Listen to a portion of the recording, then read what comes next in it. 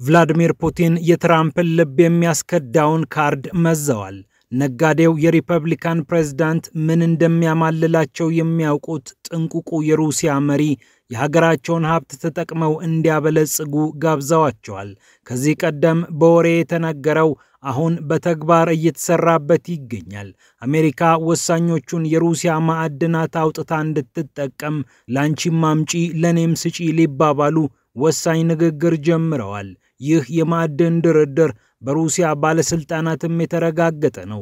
የሩሲያው ፕሬዝዳንት ቭላድሚር ፑቲን የኢኮኖሚና የኢንቨስትመንት ልዩ ልዑክ የሆኑት ኪሪል ዲሚትሪቭ አዎ ከአሜሪካ ጋር በማዕድኖቻችን ዙሪያ እየመከርን ነው ብለዋል። ዓለም አይኑን የጣለባቸው ልዩ ልዩ ማዕድናትን ሬር አርዝ እያለ ይጠራቸዋል። ከሌሎቹ ከከበሩና ለጌጣጌጥ ከሚውሉ ማዕድናት በተለየ ለከፍተኛ የቴክኖሎጂ ኢንዱስትሪ የሚጠቅሙ ናቸው። ሩሲያ ይህንን መሰል ማዕድን በስፋት የታደለች ሲሆን ከዓለም ሁለተኛዋ ባለጸጋ ናት ትባላለች። የዓለማችንን ልዩ የኢንዱስትሪ ማዕድኖች በመያዝ ቀዳሚ የሆነችው ቻይና መሆኗ ይታወቃል። 44 ሚሊዮን ቶን የዘርፉን ማዕድን ክምችት ይዛለች። ሩሲያ በሁለተኛነት የምትከተለው 28 ሚሊዮን የኢንዱስትሪ ማዕድናት በመያዝ ነው። ስፑትኒክ የዓለምን 20 በመቶ ለማምረቻ ዘርፍ የሚጠቅሙ ማዕድናትን የታቀፈችው ሩሲያ ናት ይላል። ከአርክቲክ እስከ ሳይቤሪያና ዶንባስ የተዘረጋው የማዕድን ሰንሰለት ሩሲያን ይበልጥ እጅግ ሀብታም ሀገር እንደሚያደርጋት ይጠበቃል። የነዳጅ ሀብቷን ተጠቅማ ራሷን ያበለጸገችው ሞስኮ ዘመኑ የፈቀደላትን ማዕድን ተጠቅማ ተአምር ብትሰራ የሚያስገርም አይሆንም። በቅርቡ በእጇ ያስገባችው ዶንባስም አንደኛው የሀብት ምንጯ ነው። ከሩሲያ ጸጋዎች መሃል ዩትሪየም ይገኝበታል። ይህ ማዕድን ኮላ በተባለው ግዛቷ የሚገኝ ሲሆን በኡራል ተራሮችም አይታጣም። የተለያዩ የኮምፒውተር ግብዓቶችን፣ ሰሚኮንዳክተሮችን ለማምረት ይረዳል። የተለያዩ ብረቶችን ለማጣበቅም ያግዛል። ሌንታነም የተባለው የሩሲያ ማዕድን ደግሞ በኮላና በሊሚስኪ የሚገኝ ሌላኛው ሀብት ነው። ማዕድኑ ለካሜራ ሌንሶች፣ በኤሌክትሪክና በነዳጅ ተጣምረው ለሚሰሩ ሃይብሪድ ተሽከርካሪዎች ባትሪና ጨረር ለሚከላከሉ መነጽሮች ጥቅም ላይ ይውላል። ለኤሌክትሪክ ሞተሮችና ለንፋስ ማመንጫ ተርባይኖች እንደ ማግኔት የሚያገለግለው ኒዮዲየም ከሩሲያ ተስፋዎች አንዱ ሆኖ ተመዝግቧል። ዲስፕሮሲየም በመባል የሚታወቀው ማዕድን ደግሞ ከመደበኛ ኢንዱስትሪ አልፎ የኒኩሌር ማብለያ ጣቢያዎችን ለመገንባት የሚረዳ ነው። ለኤሌክትሪክ መኪና የሚሆኑ ማግኔቶች እንዲመረቱም ያደርጋል። የሩሲያ የማዕድን ሀብት በዚህ ብቻ አይቆምም።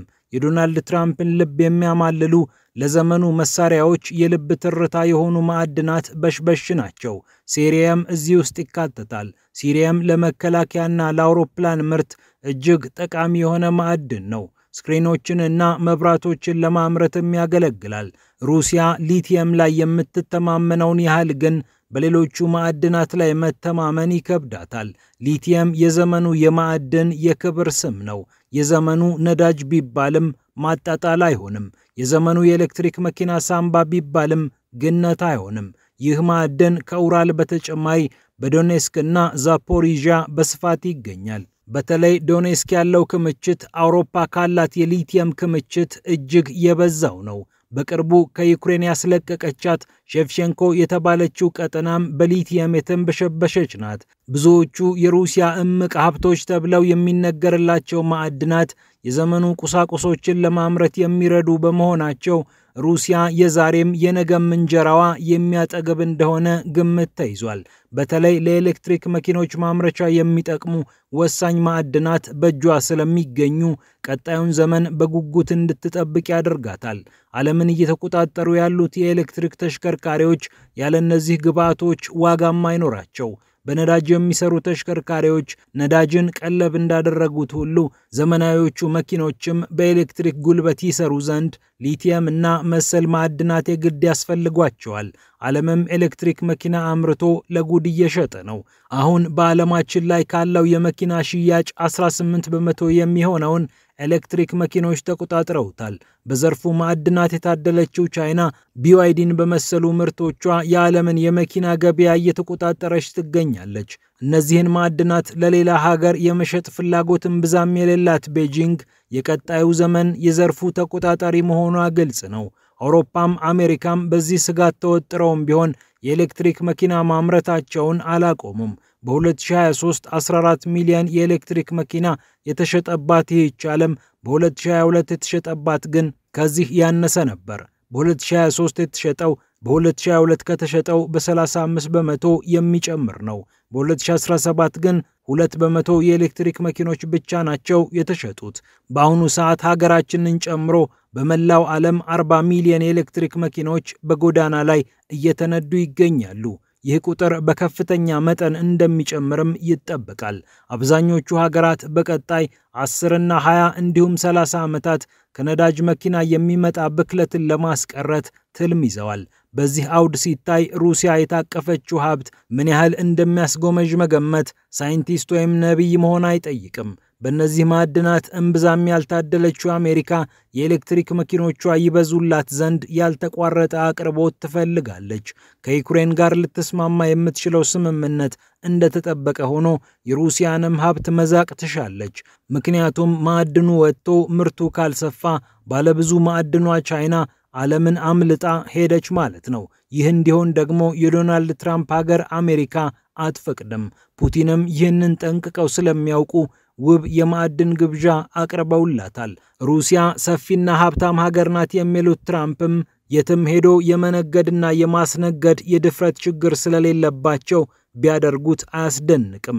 ፑቲን የነገውን ሀብት ለመጠቀም ሲያስቡ፣ አውሮፓ ግን በተቃራኒው የወታደራዊ ዝግጅት እብደት ላይ ነው። 100 ቢሊዮን ዶላር ወታደራዊ በጀት የመደበችው ጀርመን ተጨማሪ 100 ሺህ ወታደር ካልመለመልኩ እያለች ነው። ጀርመን የሁለተኛው የዓለም ጦርነት የጣለባትን ጠባሳ ሽራ እንደ አዲስ ወታደራዊ ኃይል ራሷን እየሰራች ትገኛለች ይላል የቢቢሲ ዘገባ። አይሁዶችን ጨፈጨፍሽ፣ አውሮፓንና ሶቪየት ህብረትን ወረርሽ ተብላ ስትወገዝ የከረመችው ጀርመን ፑቲን ከሩሲያ ጦር ይሰብቅብኛል በሚል ሰበብ መሳሪያ እየታጠቀች ትገኛለች። የጀርመን ጀነራሎች ነገሩኝ ያለው ቢቢሲ ፑቲን ዩክሬን ላይ አይቆምም የሚል ድምዳሜ በበርሊን ባለስልጣናት ዘንድ ተደምድሟል። ዩክሬንን በማስታጠቅ የራሳቸውን ወታደራዊ ትጥቅ ያራቆቱት የአውሮፓ ሀገራት አሁን ጭንቅ ውስጥ ገብተዋል። መሳሪያዎቻቸውን በዩክሬን አስጨርሰው ፑቲን ይወረናል እያሉ ነው። ሌሎች የአውሮፓ ሀገራት ደግሞ ሌላ መልክ ያለው ስጋት ውስጥ ወድቀዋል። ከነዚህ ሀገራት መሃል ዴንማርክ ትገኝበታለች። ኮፐንሃገን ለዩክሬን ከፍተኛ እርዳታ በመስጠት ትታወቃለች። ሀገሪቱ ለኪየቭ የሰጠችው ወታደራዊና ኢኮኖሚያዊ እርዳታ 10 ቢሊዮን ዶላር ይጠጋል። ይህ ማለት ከአሜሪካ፣ ጀርመንና እንግሊዝ ቀጥላ አራተኛዋ እርዳታ ሰጪ ሀገር ነች ማለት ነው። 6 ሚሊዮን ሕዝብ የሚኖርባት ዴንማርክ የጦር መሳሪያ መጋዘኖቿን ወለል አድርጋ መሳሪያ ካስረከበች በኋላ ሌላ ችግር ገጥሟታል። ግሪንላንድ ደሴትን እጠቀልላለሁ እያሉ የሚገኙት ትራምፕ ከዚህች ሀገር ጋር ፊት ለፊት ተፋጠዋል። ግሪንላንድ ራስ ገዝ ደሴት ብትሆንም የራሷን የውስጥ ጉዳዮች ራሷ ብታስተዳድርም የውጭ ፖሊሲና ወታደራዊ ጉዳዮች የሚወሰኑላት ግን ከዴንማርክ ኮፐንሃገን ነው። ትራምፕ በጉልበት እገባበታለሁ ቢሉ ያችን ደሴት የሚከላከል ጉልበት ኮፐንሃገን የለም። ነበር ከተባለም ወደ ዩክሬን ተልኳል። ዴንማርክ ካሏት F-16 የጦር ጀቶች መሃል 19ኙን ለዩክሬኖች እንካችሁ ብላ ሰጥታለች። በመቶኛ ከተገለጸ 60 በመቶ የሚሆነው F-16 ጀቷ ያለው ኪየቭ ነው። ሴዛር የተባለውን ልዩ መድፍ ሙሉ ለሙሉ አውጥታ ለኪየቭ ያስረከበችው ዴንማርክ M113 ከተባለው ብረት ለበስ ተሽከርካሪዋ ግማሽ ያህሉን በሩሲያ ተወረረችብን ላለቻት ዩክሬን አስረክባለች። በዩክሬን ያለምንም የረጅም ጊዜ እቅድና ስልት መሳሪያ ልከው ሲያዋጉ የነበሩት የብራሰልስ ሰዎች አሁን ሰላም ከመጣ እዛው ተዳፍኖ የነበረው እሳት ይበላናል እያሉ ነው።